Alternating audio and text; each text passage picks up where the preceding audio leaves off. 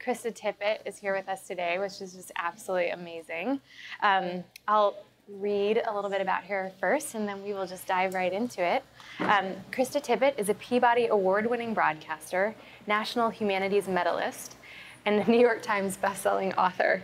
She founded and leads the On Being Project, hosts the globally esteemed On Being public radio show and podcast, and curates the Civil Conversations Project, an emergent approach to conversation and relationship across the differences of our age.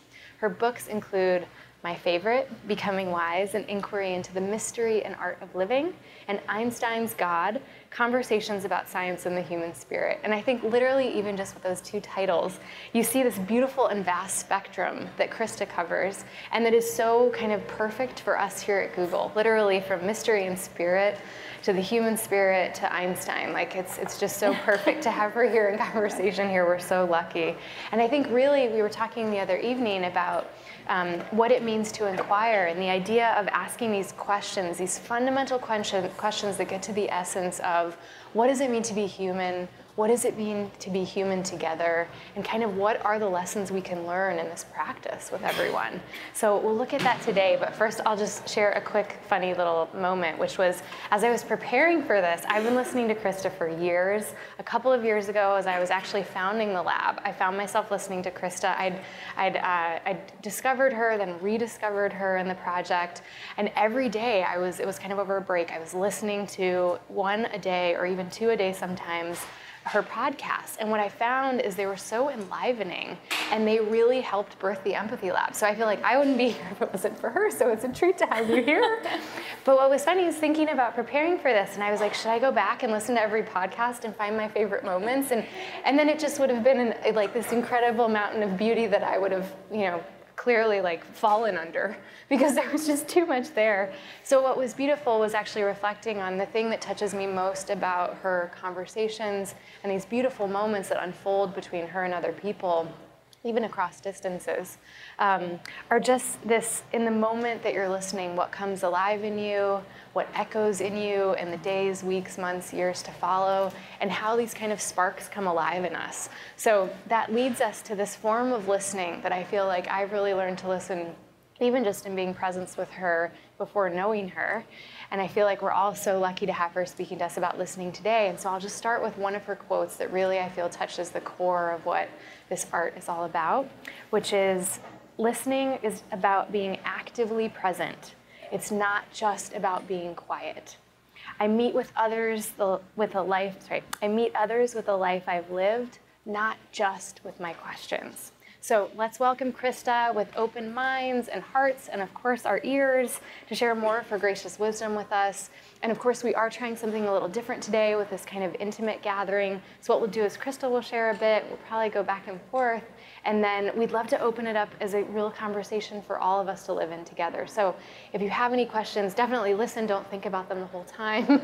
But as they rise up in the room, please feel brave and courageous. This is what this moment's about. So thank you and welcome, Krista. Yeah.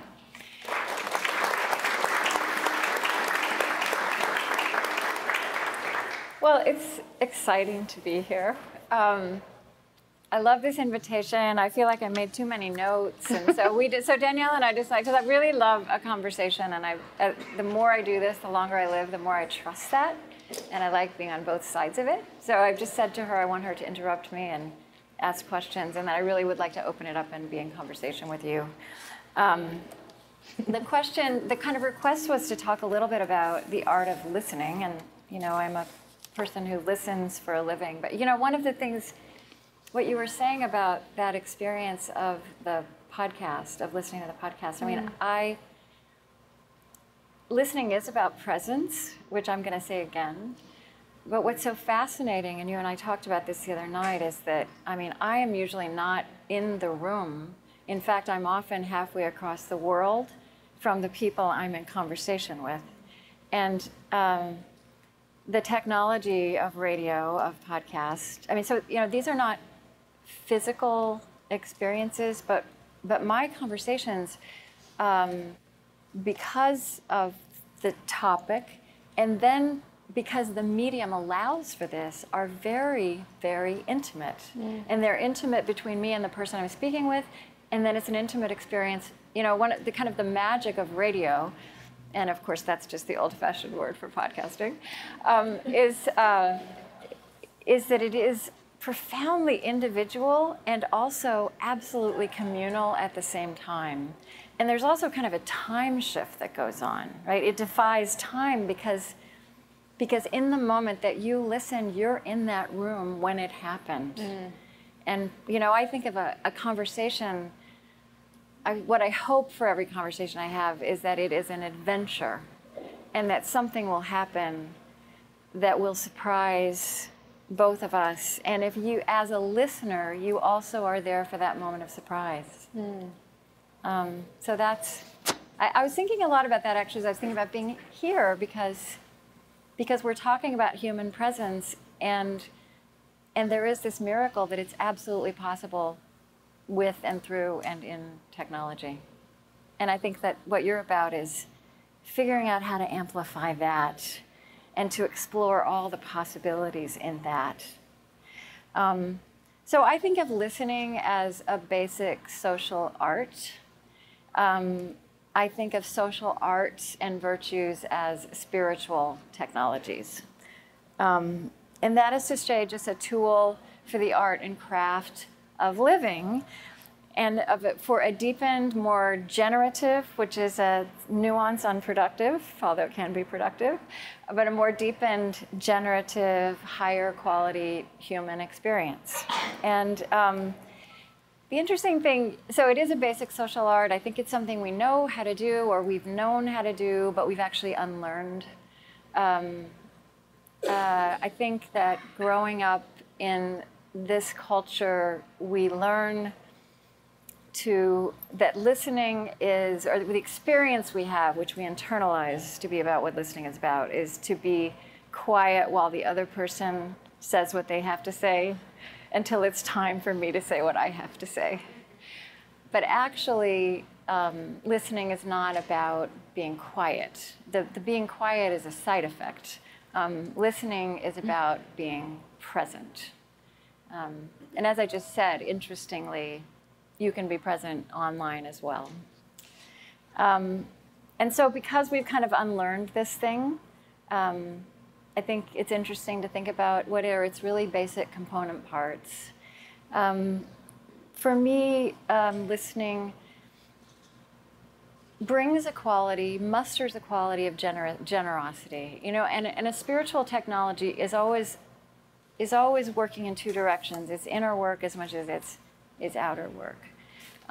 So especially in this world we inhabit now, and with so many things we're fighting about, and so many things we're fearful about, this is not as easy as it sounds, right? In fact, it's not very instinctive.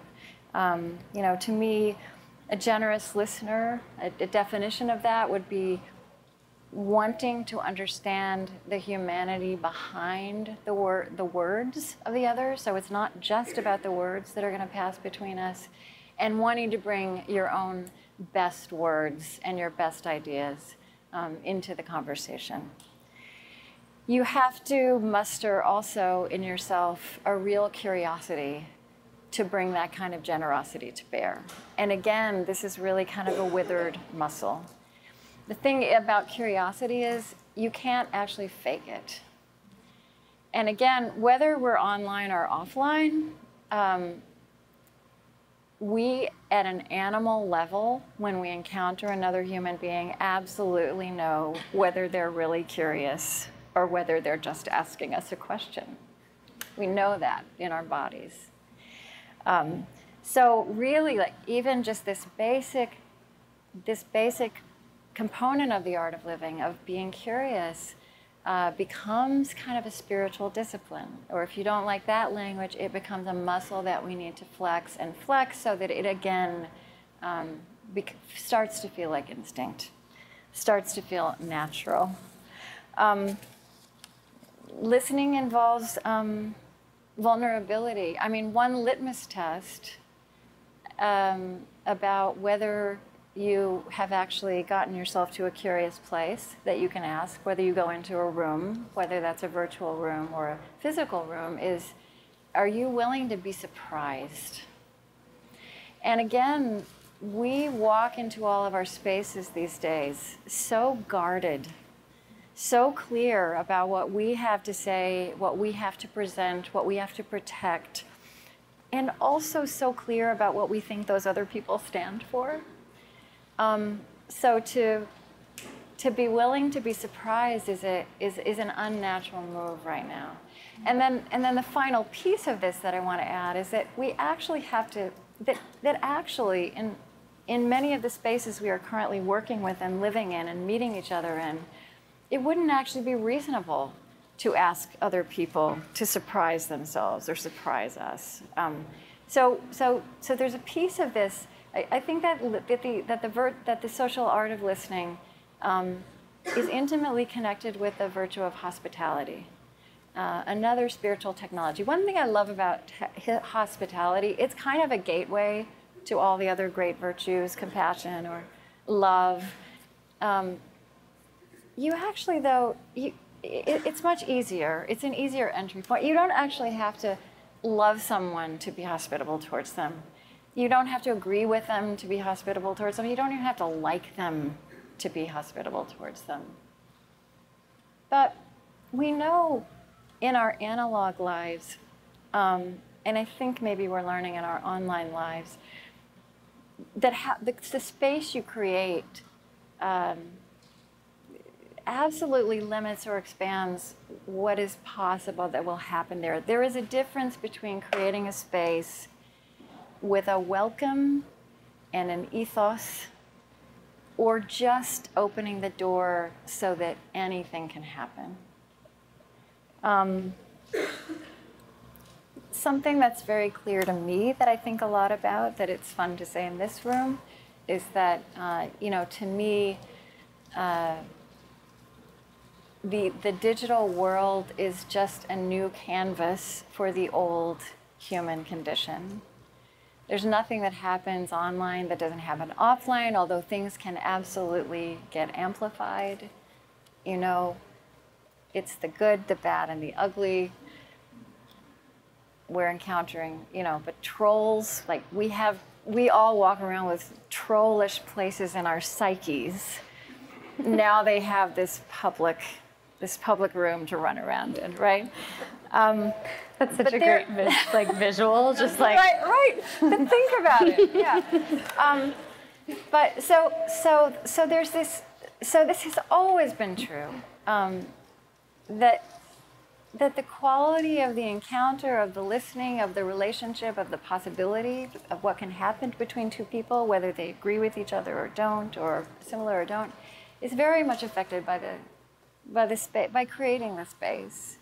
And I think there's just a real need in the physical world as much as in the online world, to create alternative spaces. And I'll say it again, where it would be reasonable to ask any of us to walk in and bring our best selves and be looking for the good in the other, and be willing to surprise ourselves and be truly inviting other people to surprise us. So those are, I guess the other thing I would want to just mention that I absolutely think of in terms of a companion to listening is the art of asking better questions. In American life, we mostly trade in answers, and we actually mostly trade in competing answers.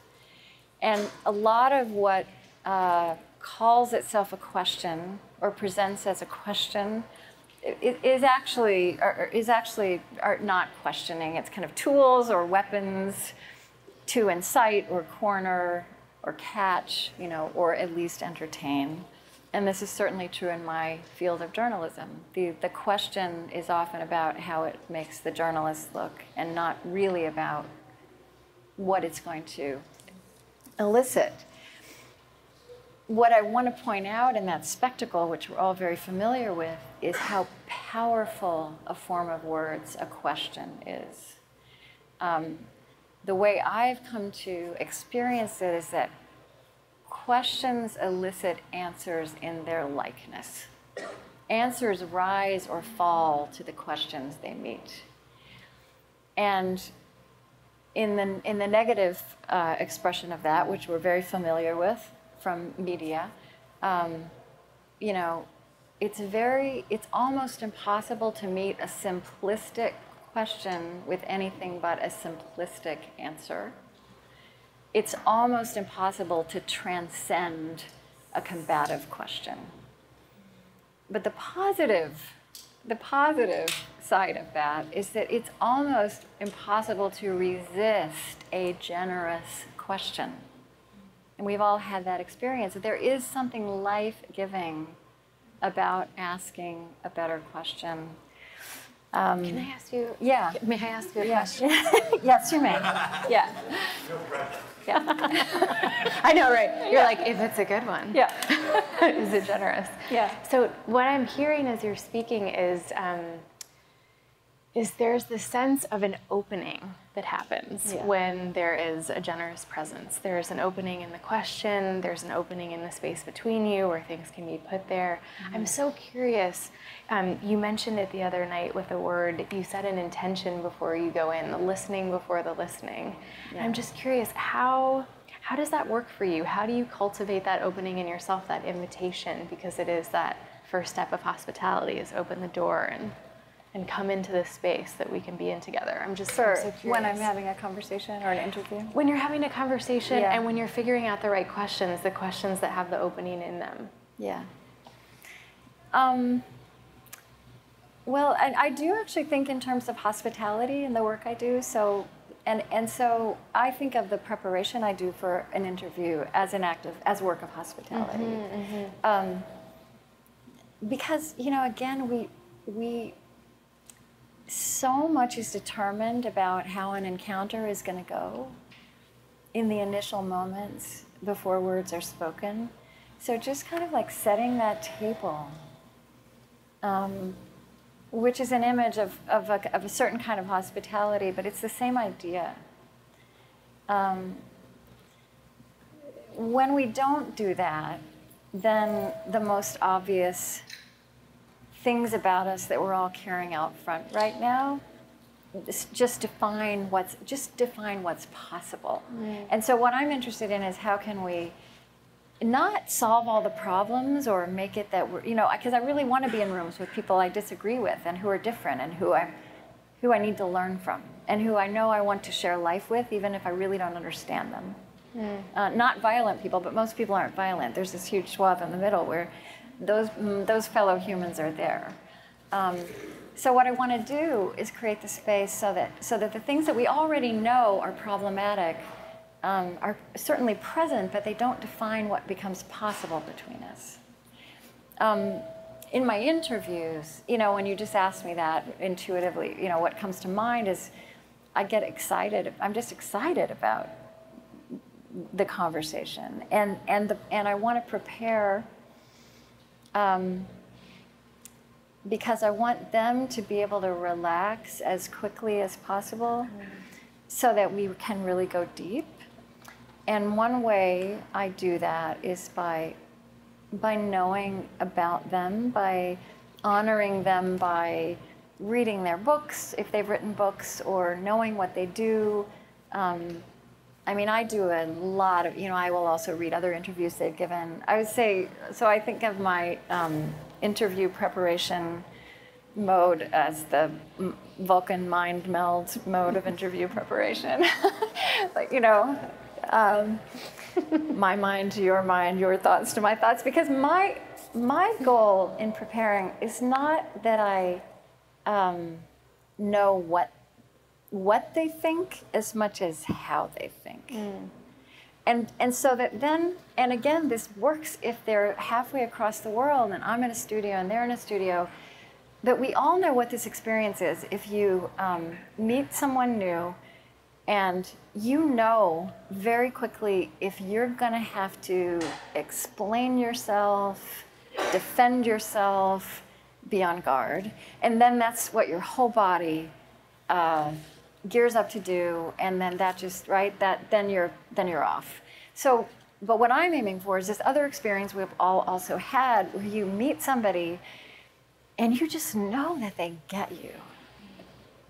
And even when I say that to you right now, like my body relaxes and there is a lot more possibility. And it's a soft, right? It's a soft space in which just more can happen. And I think it's a more playful, adventurous space for the same reason. I interrupted you with my question. So. No, I love that. I didn't, I did want to, you know, one of the things you said to me is that you also wanted to invite me here at Google to just say whatever was on my mind that I would want to say, and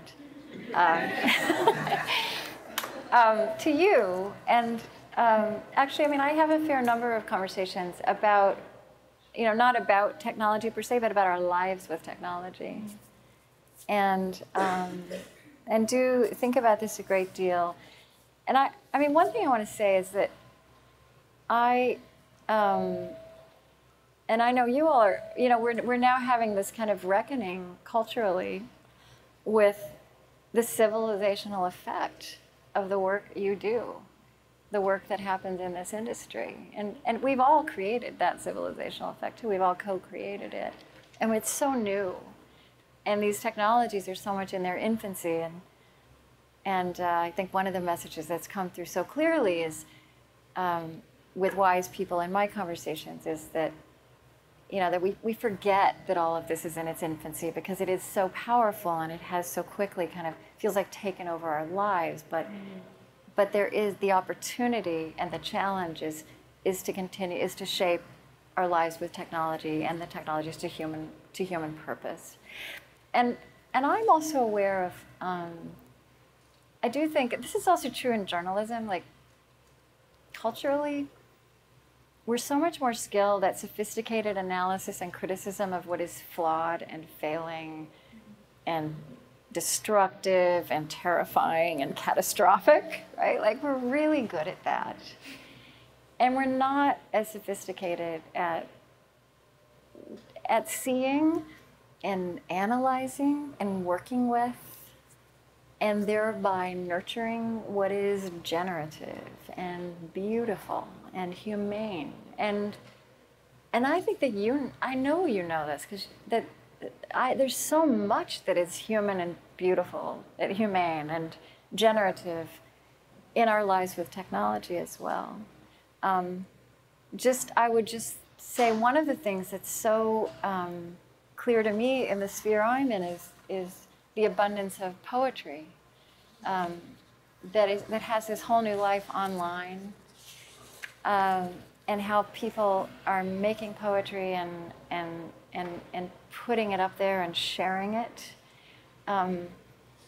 And I think this is also a civilizational move. I mean, poetry does, in fact, in human societies, rise up when we are in these moments of cultural and political disarray. It does. It's something we are turning to as our official forms of language and discourse are so broken and failing us so badly. And it gives us ways to give voice to the best of ourselves. And actually also it gives us ways to put questions into the room, and I mean the room in a very expansive sense, the public room, that are there for us to live rather than answer or fight about. And one of those questions by way of poetry that I work with a lot is from Elizabeth Alexander, who was the poet of the first Obama administration. And she has this poem which ends, you know, poetry is the human voice, and are we not of interest to each other? I mean, to me, that is a question that reframes, like, can we get along, or are you a Republican or a Democrat? Like, that's a question that could help reframe our grappling with all the things we want to grapple with.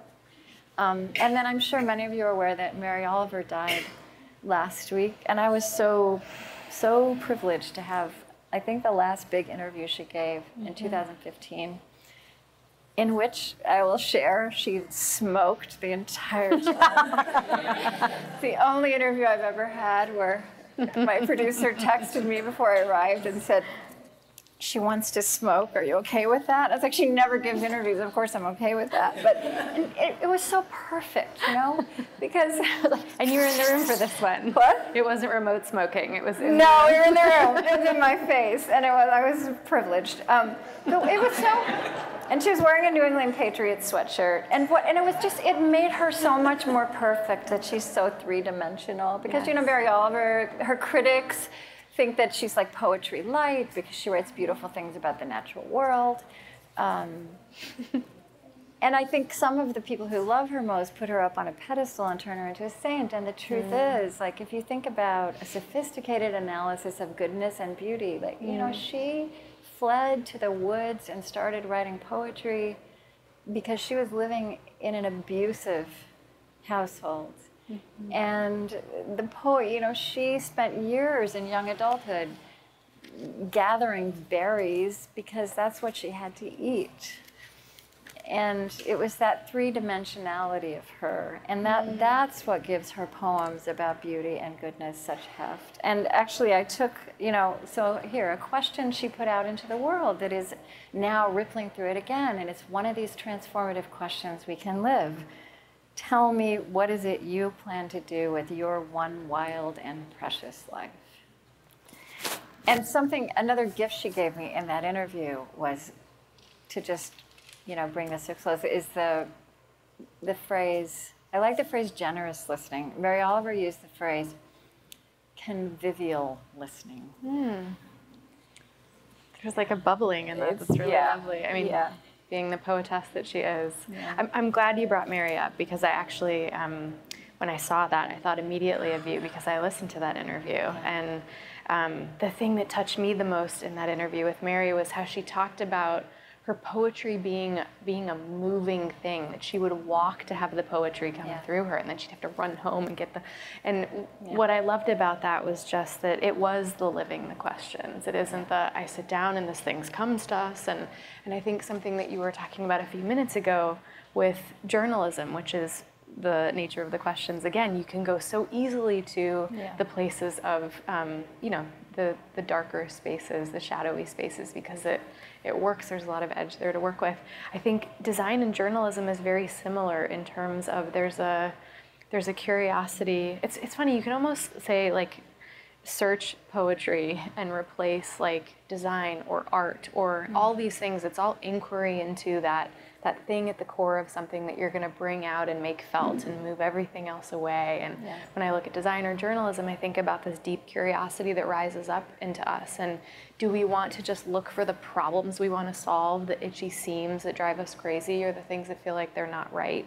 Or is there actually something even deeper than that, that's more kind of unifying than that, that is this place of beauty? And the way you describe beauty as, actually, I don't want to misquote you, like right here. So let me make sure that I get this right.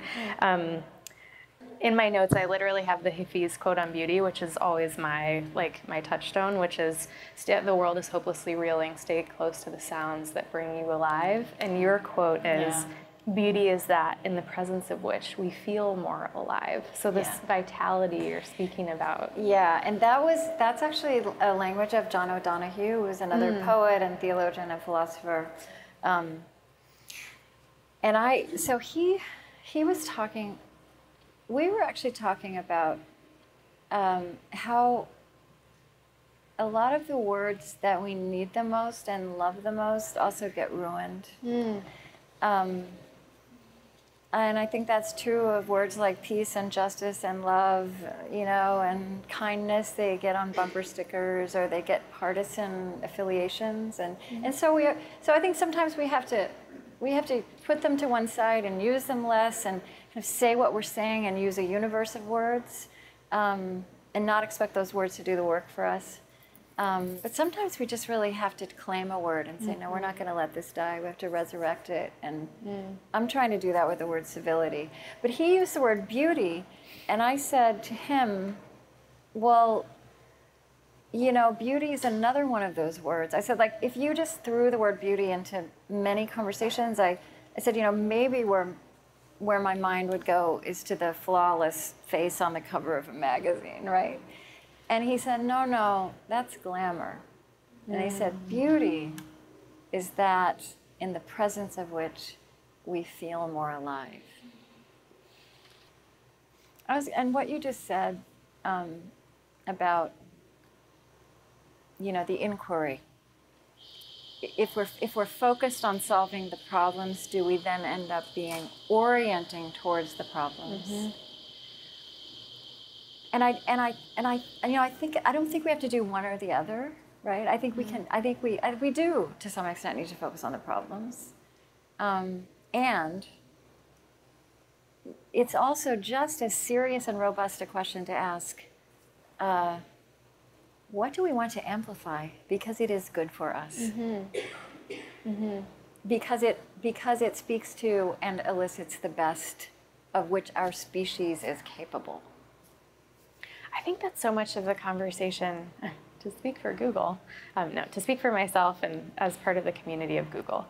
I think that's part of what's so fascinating about this braces phase, awkward adolescent moment we are in with technology right now. You're right, the power is what has brought us along so far so fast. But there's so much more to be done. There's so much expansion. There's so much support. There's so much positivity. It's easy to focus on the fear part of it because that's real and that's happening and things must shift. But there's so much potential if you focus on what are the things that we want to expand in people, what are the ways we can support, how can we look not just at the functional and productive needs, but at the generative, spacious needs of people. How is the whole person welcome? And I think what's so curious and part of why this listening conversation, it's so wonderful to have everyone in the room here, is we are really trying to go back to these core skills that are so easy to forget with the speed with which we all live.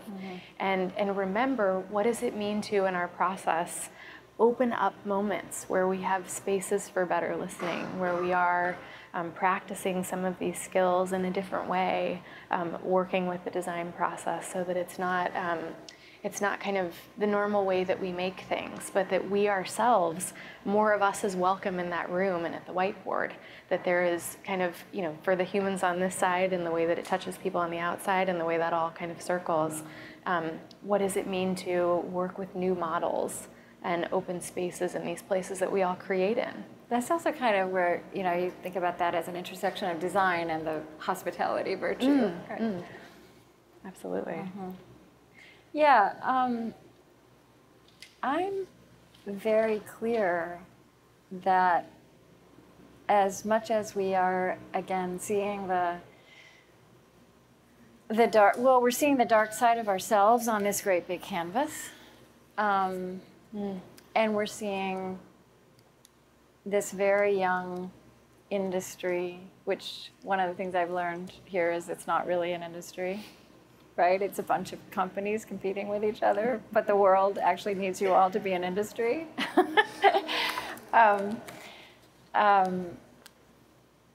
This industry you know, I spent my 20s in divided Berlin, and I keep thinking about this out here in Silicon Valley because as much as we are riveted by what's happening in Washington, D.C. or in London,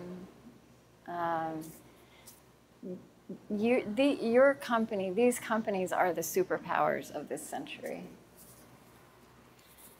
And that's huge. Now, and we're all now aware of the perils of that and all the pieces that need to be in place for that to be true and to be good for humanity. But I also see that, you know, every generation, every century has had its life-altering technologies, right? The railroad changed everything. The telephone changed everything. Electricity changed everything. Fire changed everything. But what is new about our technologies of course, the pace is different, but I don't think that's really it, because I think in other generations, the pace of those things was equally completely disorienting. It is the intimacy. Our technologies are woven into the fabric of our days, into the fabric of our lives. They are shifting the way we make and read and learn and love. They are woven into the human enterprise. And what I also see is that these technologies and the interconnected world and economies they've given us have actually given us the tools for the first time as a species to think and act as a species. We are not anywhere living up to that right now, right? Like, that's not the picture. But this is the reality. This is the potential. I love that articulation of it. I've never heard it quite like that, but indeed it is the ability to be interconnected. It is actually, when you say woven, it's interconnected not just in kind of our humanity, but actually in the way that we are connected. And I think the inside and outside. Yes, that inner and outer is so critical. And actually, it's perfect that you said that, because there was a moment that you had that you reflected on in your book with Dr. Rachel Naomi Remen, where you talk about Tikkamolam. And what's interesting is I actually had a moment where I was like, shall I talk about spirituality at Google? and I was like, absolutely yes. This is the human heart we're talking about. The language is almost, you can use whatever language you want. The thing that we were speaking about, the thing that beats all of our hearts, the thing that connects all of us, is always the same. So that is what this is. But sometime early in the life of the world, something happened to shatter, this origin myth, the light of the universe into countless pieces. They lodged as sparks in every part of creation. Our highest human calling is to help repair the part of the world that we can see and touch. And I just immediately thought, what if everything we designed had that beauty and service, and your version of beauty, you and John's, to it? This idea that we can repair the parts of the world that we see and touch. That is a pretty incredible fabric when we think about what filament is at our fingers here at Google. What a great mission, to organize the world's information, to light it up and repair it as well. I think that's where we're what moving. else? It's also at the one and the same time. It's audacious and it's doable, right? Because that's the story behind it's called the birthday of the world, and it's behind the moral commandment to repair the world. And I really love, that's another piece of language that I think is so useful, so much better than save the world, which was what the 20th century was about. And so much damage was done in the name of saving the world. And it also made it actually alienated people from their sense of agency. But repair the world. And ever since 2016, it's just like all the images that come to mind about what we have to do in our country is like weaving, stitching, all this mending, repairing, and the thing is, it's a big picture, but it's one relationship at a time, and that's what she said too. Repair the world is the highest human calling, but you start with what you can see and touch. That's what you're called to. I love that pragmatism, and it also what I feel like is rising up in the conversation too is this save the world. It made me think. There is this really beautiful intention we have in the Valley and in technology. How can we solve these audacious human problems, these large-scale, massive things? How can we? The intention of that is so beautiful. The results of that are not always. When you speak about intentionality and hospitality and this whole space that we've started to kind of unroll in our conversation, what's your advice for us with that? Yeah, well, that's all. I'm going to now solve it for you. But what I will say, I think the intentionality, your question is so good. That's my highest compliment. It is my birthday, and I think that was officially the best birthday gift ever. We all know we know in our lives, we know in the lives of companies and organizations, that intentionality, that the beginning of something, the intentionality that's embedded in it, has this mysterious power to be in the DNA forever, right? But culturally, and I think especially in the realm of like productivity of every kind, we really privilege the what and the when questions and not the how and the why. And I actually think I actually believe that if we are going to wrap our arms around these big civilizational, these intimate and civilizational challenges we have, you know, and the problem is, as we also know, if you rush to do something, if you rush to a solution, you often waste time. You often end up setting something loose that didn't have the intentionality that it needed, that you then spend time rolling back and dismantling and solving for. Which is all by way of saying it would behoove us now, and I mean in every aspect of our lives and in everything we do, whatever our work is, because this is a critical moment, to really invest our time, our creativity, our attention, the sophistication we would give to solving a problem, to the why and the how of it. Yeah, and what that means, but that has some trade-offs that are culturally difficult, right? That means you would spend a lot more time on something that doesn't look like you're being busy. So like there's a culture shift that has to happen around this. A language I love that actually comes from spiritual traditions is the language of discernment. You know, I mean, I know like these industries you're in are all about innovation, and we actually have to hoist in that a lot of the problems, the massive problems we're dealing with now are the result of innovations, you know, and also just like what we did with food 50 years ago, where we created convenience. And we have actually like, I mean, do you know what an innovation it was to have food coming out of boxes and cans? Like, you know, life-changing, amazing, so bad for us. Very lucrative, so bad for us.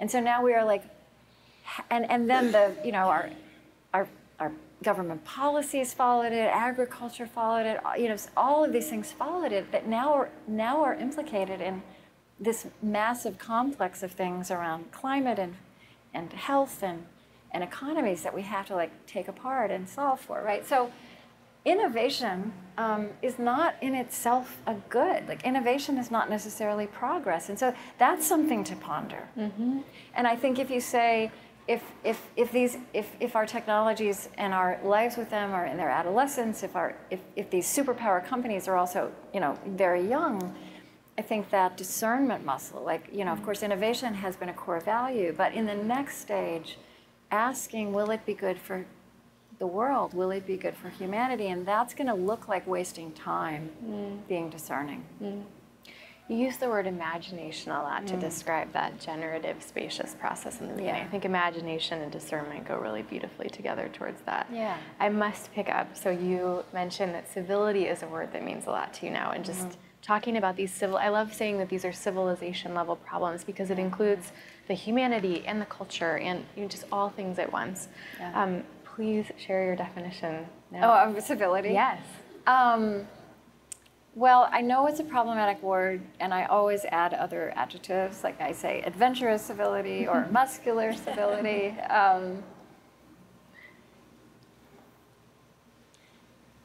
It's not about, I think we have to get past the idea that it's not, to me, it's not, again, like, what is it not? It's not being nice, kind, polite, and tame. Those aren't big enough qualities to meet this moment. I'm not saying there's not a place for them, but that's not what civility is about. I want to say that civility, that the intentionality behind it is this repair of our life together. I think there are these there's the questions that have been with humanity and animated humanity, and I think animated us at our best, that are ancient and enduring, are, what does it mean to be human, and how do we want to live? Mm-hmm. And the third question is, who will we be to each other? Mm-hmm. And that question across history has been optional in many settings, and I think actually the technologies you created make that question inextricable now for humans. Inextricable from the question of what it means to be human and how we want to live. Absolutely. And civility in my mind, we're also like, there's so many different things happening at once, which is part of what makes this moment dizzying, and we're very focused on what's going wrong, but there's so many ways that we're understanding the fullness of what it means to be human, and understanding our bodies and our brains and the interaction between them, and also in culture, fitfully, imperfectly, too slowly, but gaining a sense of the fullness of, like, I think these words like diversity and tolerance are like way too small. Inclusion, like, still is there's an in circle, but I think we're really moving beyond this. We want the full array of humanity in the room to have its place. I mean, we have such a newly robust understanding just of the matter of identity. Mm. We are the generation that is redefining gender. So I think, one of the things that happened with the notion of civility that it was about, like, these phrases, like, we would all get on the same page, right? Or the thing we do, like the democratic instinct. Well, you've got some people who think that's something like, take a vote, move on. But these intimate civilizational questions of how we're going to live, we all have a stake in them. Mm-hmm. So to me, civility in this generation is about knowing that we walk into the room or into the discussion with deep, profound differences that are meaningful and important to us. Mm-hmm. And the point is not agreeing. The point is getting into a relationship. The point is coming to know each other. And that thing of opening up what is, not letting those things we disagree on define what is possible between us, mm-hmm. opening up a new space, mm-hmm. where perhaps what we have in common are our questions. Absolutely. Yeah, and that opening of the space that's bigger than the differences, yeah. that allows for all of the questions, all of the voices. Something that you were speaking with Pico Iyer about, mm-hmm. in that recent interview was how he talked about how, what was it, in the institutions of skepticism, he's gone to all these incredibly decorated universities, yeah. Which he refers to as the institutions of skepticism. Yeah. And he says that we learned how to talk, but not how to listen, yeah. how to put ourselves forward, but not how to actually erase ourselves. And so much of that is the living of the listening, the living of the questions. Mm-hmm. If we do that in an artful way, there really is space for all of that, mm-hmm. whereas the way kind of currently it works, like maybe there isn't always space for it because it feels like there's not enough space for us because mm-hmm. all of us isn't there. Yeah. But this idea of seeking, I think he also said that everything important he lived, or everything important in his life that he's learned has come through his heart and not yeah. through his mind. Yeah. And I think that's something that we, as good souls here at Google doing, what we want to be good work for the world, there's this tension between the things that we feel and the things that we know, the things we can prove and the things that we intuit. And I'm just curious as well in this listening and in the allowing of all things for this greater sense of civility. How does one navigate that? Navigate the hard space. Yeah, and I think you do it so beautifully with your work because you sit in conversation with everyone. Yeah. Well, we're going to have to innovate some new forms for that, right? Because we don't reward the time or the energy that, we reward what comes from the mind and not from the heart, unless you can pitch it as something that right? And that's what we do actually, because most of it is, all this language we've always used about your gut, and now we basically learned that what they're calling the biome, the second brain, right? Like we've actually known that. We knew somewhere. So I do think science is our companion in being able to make a rational, serious argument about this. But yeah, and so I think right now, all the structures we have, they're inadequate. I mean that in all of our workplaces and all of our institutions, they're behind on what we're learning, and actually they're behind on how actually the world really works, and how change really happens, and on the difference between what is, innovative and transformative. Generatively transformative.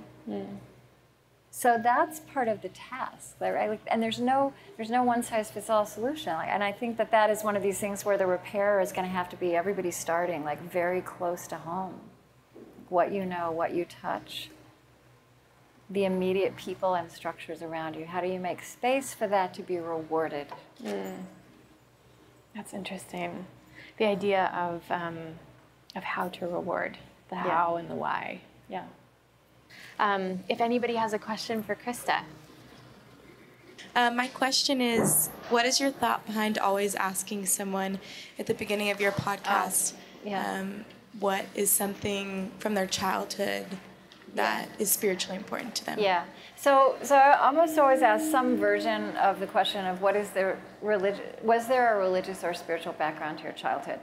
So the truth is that just about everybody has a really interesting story there, whether it's a story of absence or presence or something that was good or bad. And the reason the strategic reason I ask it is because of where it plants the question. So again, it's like the beginning is everything, right? If you get the beginning right, you can go places, and if you don't, you're always working really hard to get it on the rails. What I've learned about that place, it's true of other questions about childhood or origin. So sometimes if I'm in a particular setting with a theme, I might ask, let's say it's a conversation about compassion, or I don't know, and I might say, can you remember the very first time that word meant something to you, or what is your memory of the earliest understanding of what you think of as compassion now? The thing about asking somebody a question that takes them, what I don't want to do is start with how we present. Generally, we walk in with our credentials and what we know and what we've done, and it's very chin up, and it's performative. And that's what we're asked to do. That question plants people. It's not a question that anybody feels defensive about, because I'm not asking you also, and I would never ask somebody, tell me about your spiritual life. Like, are you religious? I mean, that question would be designed to just make everybody uptight, including me. But if you ask somebody that question, it takes them to a very soft, searching place in their memory, and therefore in their body. It's also, interestingly, as much as we think of religion culturally as a matter of convictions and beliefs and answers, it's a place where beautiful questions reside. And it's interesting to me how many people, when they start reflecting on that part of their life, it turns out that there's some question they asked when they were 4 or 7 or 9 that it ended up influencing the rest of their life. Like some of their life has been some trajectory on the course of that question. So that's it's where to start, so that and then everything follows from there. If I can invite people to be soft and searching right up front, then we probably are going to stay soft and searching. I used to work for the World Bank as an economist, and you talked about saving the world. And then I moved to Silicon Valley, and here people have the same intentions. Yeah. And it seems that the intentionality is right. And speaking for the World Bank, you wouldn't believe that, but it's the same is true. People truly believe in what they're doing is doing good in the world. So if it's not intentionality, where do we go wrong? Is it that we think its intentionality is right, but it's really not, and it's our ego? Or what is it? Where do we go wrong, and how can we fix this, that we start off with good intentions and end up with bad results? Yeah, right. Well, that's a good question. I mean, intentionality is not everything. I think then I want to come back to this discernment piece. And I do think that, the question of ego, which is very often, and of course our egos are part of us. It's not you get rid of that, but it resides so intimately with intentionality. And so I think part of spiritual life, of a cultivated interior life, is to grow in knowing the difference, because they often do feel like the same thing. And actually to grow these other muscles around discernment and asking the how and the why question. And I mean, the scale of what the World Bank is working with, or the scale of what Silicon Valley is working with, is tremendous. But I do think that there's something we're waking up to a little late, about how disconnected our view of the problems and therefore the solutions is, right? Mm-hmm. Like, and this is something about the post-Enlightenment world. I mean, we were fascinated with the parts, right? And then we created this world of parts. So in every discipline, there's this challenge. In medicine, there's this challenge. You have specialists for every part of your body, and we didn't learn how to see the whole and all the interactions. And there's a corollary to that in everything we do, in the economy, in politics, in social policies. And so in some ways, like, this is kind of a civilizational muscle of discernment, right? Like we actually have to start to think outside the frames that we inherited, and see in a new way. But I think, another piece of language that's really important to me now is thinking about having not just imagination, but moral imagination. And then again, like, discernment there's no prescription. It's going to be different in every setting. But I think there are muscles we can build up, and also ways we can help hold each other accountable. So in my role here, I serve the manager and leader community, and my intention and goal is to support them through asking them questions rather than... Sorry, what community? The community of leaders at Google. Okay. Mm-hmm. And so I'm always on the lookout for really solid questions, and of course you're full of them, both of you are. And it's obviously a very difficult time to be a leader here or anywhere, but I'm seeing leaders struggle with how to listen to questions that are sometimes they're so loaded, right? And these leaders don't have the answers necessarily, and they're not necessarily responsible for the causes, and they have their own questions about what's going on and the struggle. So my question for you is, what advice, potentially in the form of some questions, do you have for our leaders how to listen, respond, be with what's being asked of them right now? Yeah, you're right. I mean, I think when you talk about loaded questions, then are not really questions, right? They're arguments presented as questions. I mean, that just feels like a huge responsibility to answer that question. I do think that what the world needs leaders in this sphere to be asking is, how will we shape these technologies to human purpose, to be good for us? And if I say audaciously that these are the tools, you have created the tools to whereby we could start to think and act as a species, and we must, if we're going to tackle something like climate change, just to name one of our big challenges, but perhaps the ultimate one. How can that, I mean, how to, like, I don't want to say it as a problem, like, how to rise to that challenge? I mean, take that on as a design question. Disrupt all the compartmentalization, disrupt all these barriers and walls between all the different disciplines. We need to be talking to each other to wrap our arms around some of these big challenges. The thing I'd add to that as well, because I just wholeheartedly agree, is we tend to think very fast and we tend to be very reactive because there's so much at stake and it's all happening right now, and there's a lot on the, to kind of say the stake thing, there's so much on the line. And really the listening aspect, the silence aspect, the patience aspect of this, I think, is how do we know there are things about humanity that will never change. There are the things that are wired inside of us that will always be true. How do we think as slow as we can to the things that never change?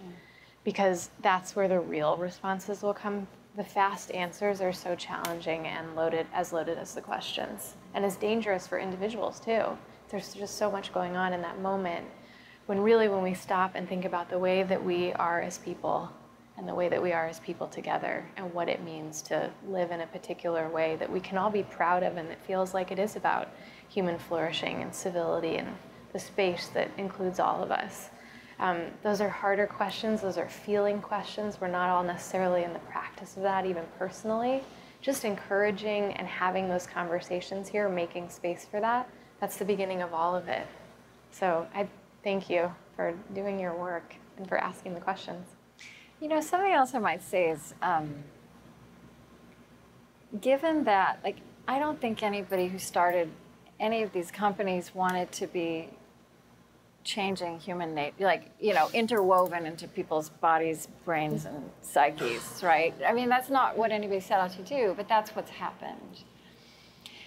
A lot of the terrible reckonings we're having now, even around things that we thought we'd made great progress on socially, like racial dynamics and gender dynamics. 50 years ago, there were beautiful movements and a lot of laws changed. And we kind of came into the 21st century thinking, we cracked this, we can keep getting better at it, but we basically did this, and we hadn't. And one way I analyze that is that we have this idea that, like, if you know history, it won't repeat itself. But the truth is actually that history always repeats itself until you know yourself. And we changed laws, but we didn't change ourselves. And now, again, with science as our companion, we learn about implicit bias, right? Like, we learn how our brains were hardwired, and we didn't know how to affect that. The beautiful thing, so it's terrible to wake up to the fact that we were so much farther along than we thought. But the beautiful thing is we actually now know we have knowledge that can be a form of power. And you are working in a sphere that is actively engaging our brains, right? Actively involved in our inner lives as well as our outer lives. So again, I would say take that as a creative challenge, a generative challenge. and it's uncomfortable, right? I know it's not what anybody wanted, but there it is. I'm going to sneak a question in between you and Peter, who will be our last question. One of the things that's come up a few times here is like the poetry, art, the space of the heart, the wisdom traditions. These are things that I think live very much in the spirits of many people that are in all of these places. What do you think that we all have to learn from those traditions explicitly, not necessarily in our own homes, in the doors of our heart? That's where it all begins. But what do the wisdom traditions, what do all of these ancient human languages of our souls, what place do they have in this space? How can we invite them in? Well,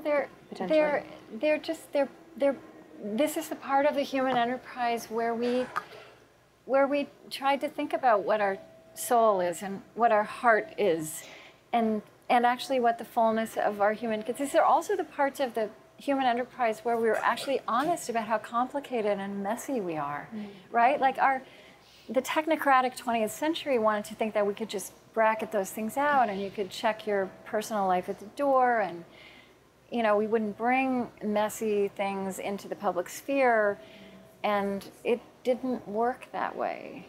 And now all of that, now we're in this moment.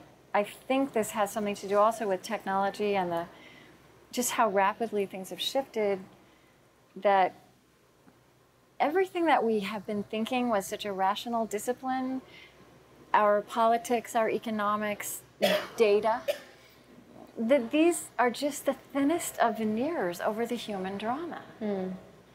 And again, it's really messy and uncomfortable to say, oh my God, that's what we have to do. But I actually think that we have to address in order to do all the other work.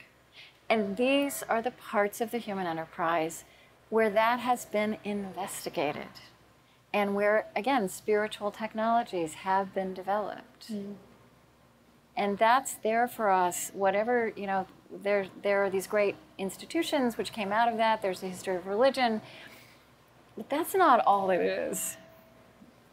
I love how in your book you said that it was comforting to you as you spoke to all of these kind of great scientists and minds to know that everyone is equally as, or basically that black holes are easy and humans and the human condition is so perplexing. Yeah, and astrophysicists will tell you that nothing they're working with, no black hole is as complex as any living organism, not just human beings. I love that. Yeah. Peter, want to take us home? Hi. Thank you so much for sharing and being generous with your wisdom experience. There's so much what you said. I'm a disciple of Danielle's. I focus on actually strategy to look at how we can use a lens of empathy and emotional intelligence and behavioral science to help guide perhaps a better future. But on that note, like there's things you're saying like repair versus save, which I thought was wonderful because it's an admission that we were responsible, and you have to admit that to participate in the healing. So I think the stuff that you're giving us and imparting us is really going to help us. I want to ask because you have, in your own sense, the mastery of listening and interviewing, and you say you prepare and you do the ritual of being hospitable and vulnerability. All of these things are very, to your point, dynamics that engender reciprocal vulnerability and generosity. But when you prepare, like you kind of stalk the person, and right, and so you come and then you say you're creating an atmosphere of a safe place. Yeah. And it's interesting because I'm curious about the correlation of things like trust and what you believe engenders trust and what you believe actually builds rapport. What are the human things that you found that build rapport? Because Google knows stuff about you, and We're yet teasing we're our next session. Yeah. Right. So why aren't you creepy? Essentially, and what makes your art form of rapport building essential? I'm curious. Oh, that's so interesting. Well, yeah, and I have actually thought about how the internet has changed the work I do. Because actually, when I first started 15 years ago, I was spending a lot of time in libraries, just like public libraries. And And honestly, I don't know how else I was finding things. So it was possible, but of course now it's just there's an abundance of information on anybody, as you say. And I can also find things, which is sometimes fun, like I can find things people said 20 years ago that they totally forgot that they said. And that is a really great moment in an interview where you kind of take them to a place in themselves they haven't been for a while. Mm. Yeah, why does it not feel like stalking? Because it's appreciative. It's appreciative, and it's such an interesting question. I mean, people often say, or sometimes say, after our interviews that it was kind of like I gave them a gift of themselves. Like I gave them an opportunity to say things they'd never even said to themselves before. But I do that by knowing so well kind of how they think and honoring that then we can start in a really deep place and go from there. I think maybe the honoring word is important. And that deep place that you hold for them to return to and share and open up themselves. I think that human quality of creating that space, that genuine curiosity, that authentic moment that's being created out of hospitality, like she said. Mm-hmm. It would be curious to see what changes when those values come alive in the space with technology. Yeah. So we will see. That is all of our work to share here today. Thank you so much, Krista. Thank you, everyone, for coming.